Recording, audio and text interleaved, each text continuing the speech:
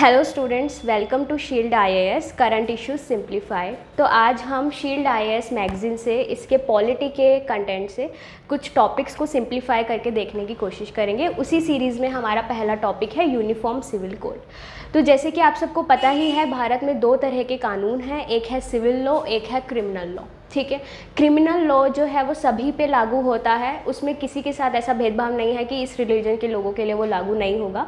सभी लोगों पे irrespective of their religion, their caste, their gender, criminal law implement किया जाता है, लागू होता है, एप्लीकेबल होता है। सिविल लॉज में हमारे सिविल मैटर आते हैं, जैसे मैरिज, अडॉप्शन, हेरिटेज, प्रॉपर्टी से रिलेटेड होते हैं।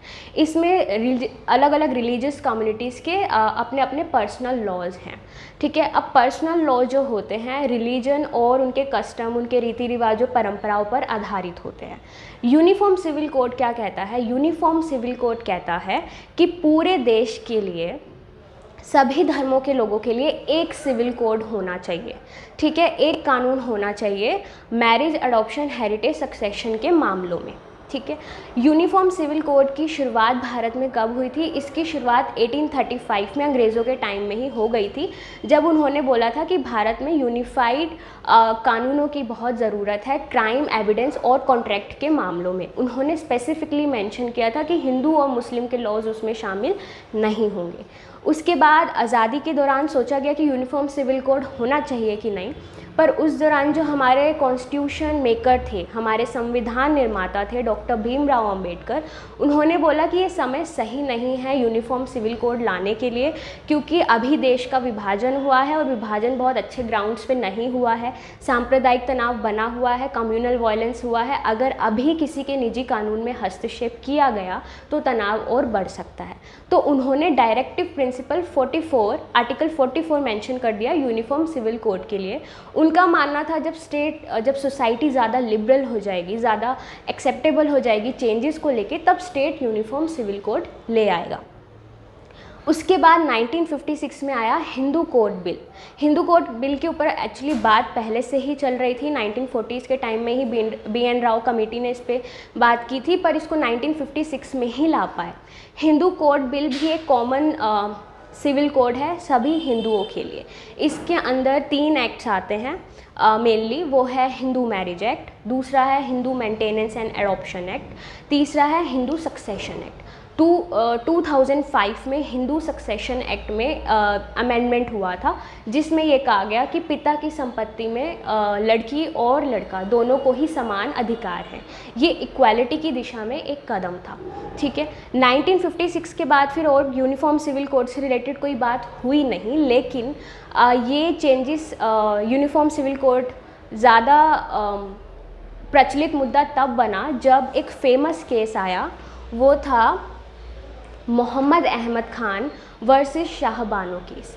तो शाह बानो की मोहम्मद अहमद खान से बहुत पहले शादी हुई थी और लगभग शादी के 40 वर्ष पश्चात मोहम्मद अहमद खान ने अपनी वाइफ शाह बानो को 3 तलाक दे दिया, ट्रिपल तलाक दे दिया। अब शाह बानो जी उस समय बहुत वृद्ध थी और उनके पास कोई सोर्स ऑफ इनकम नहीं था, तो उन्होंने अपने पति को बोला कि उनको मेंटेनेंस दिया जाए, और उन्होंने ये कह के मना कर दिया कि मुस्लिम मैरिज एक्ट में मेंटेनेंस की बात नहीं की गई है। तो तब शाह बानो जी ने लोकल कोर्ट में अपील फाइल की अंडर सेक्शन 125 ऑफ CRPC।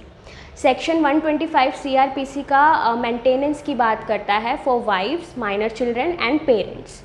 ठीक है, अगर कोई पत्नी अपने आप को मेंटेन करके नहीं रख सकती है, मतलब उसके पास कोई सोर्स ऑफ इनकम नहीं है, तो उसकी जिम्मेदारी उसके पति पर आती है। और वाइफ सिर्फ तब तक वाइफ नहीं रहेगी जब तक शादी है।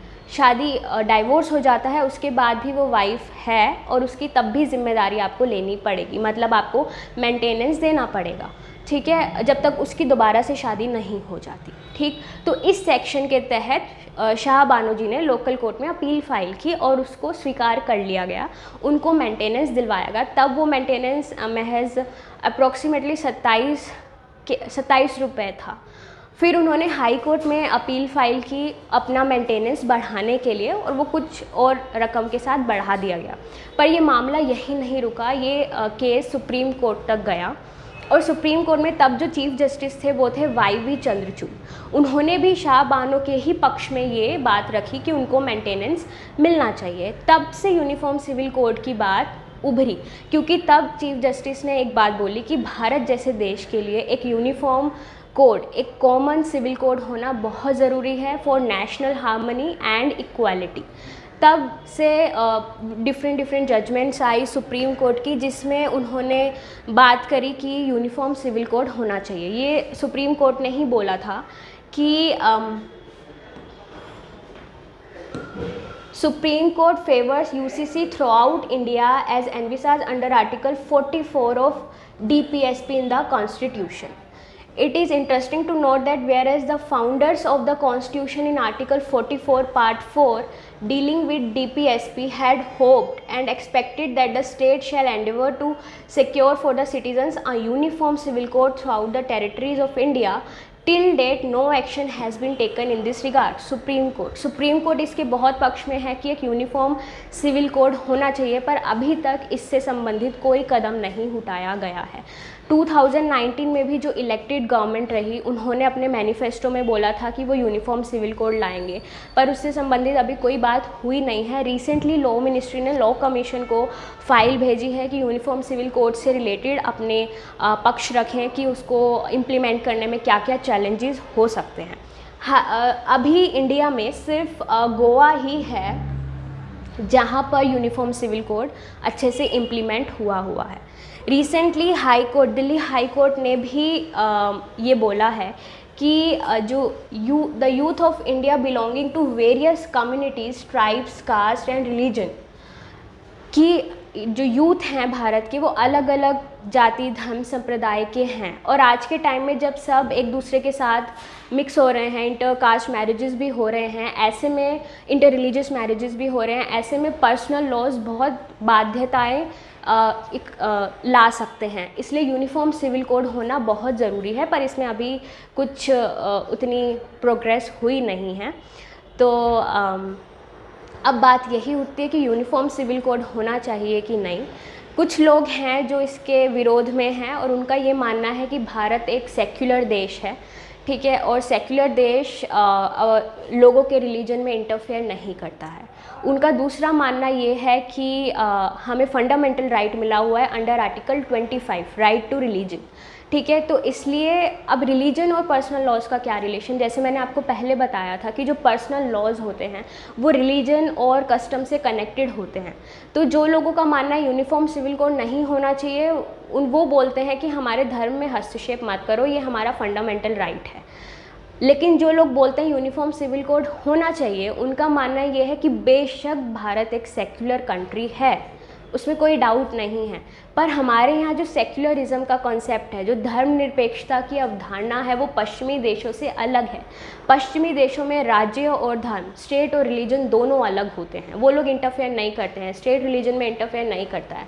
पर इंडिया में पॉजिटिव सेक्युलरिज्म है, जब ज़रूरत पड़ेगी स्टेट रिलीजन में इंटरफेयर कर सकता है, खासकर सेक्युलर मामलों में।